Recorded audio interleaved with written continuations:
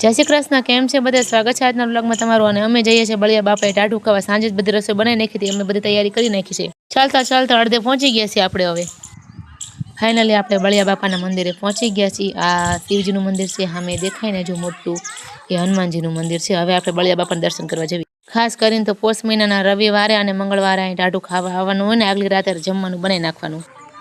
આજે તો છે મહેકને રજા અને પડી ગઈ છે મજા મેડમને।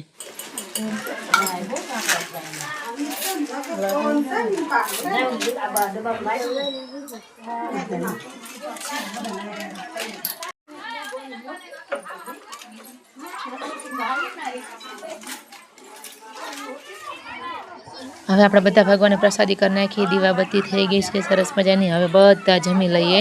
જો બધા પોતપોતાની ટુકડી કરીને જમવા બેસી ગયા છે પોતાની શેરી મુજબ। ખરેખર અહીંયા ટાઢું ખાવાની બહુ મજા આવે એકબીજાને વહેંચીને। જેને સંતાન હોય ને એને શીતળામાનો વાહટ હારવાનો હોય, તો મેં પણ મારા ઢીંગલી માટે વાહટ હારી દીધો શીતળામાં। આજે તો મહેક વળી વળીને શિવજીના મંદિરે જાય છે। લગભગ શિવજીને કહેવા જતી હશે કે મારા સબસ્ક્રાઈબર વધારી દો। હવે જવાનો ટાઈમ થઈ ગયો તો હનુમાનજીના દર્શન કરી લઈએ। બળિયા બાપાએ ટાઢું ખાવાનું ખૂબ જ મહત્વ હોય છે। અમે પણ નાના હતા ત્યારે બહુ ટાઢું ખાવા આવતા હતા, ગલોઠિયા પણ ખાતા હતા અને પછી સ્કૂલે જવું નહોતું ગમતું। આજનો વિડીયો ગમ્યો હોય તો લાઈક કરો, શેર કરો અને સબસ્ક્રાઈબ કરો।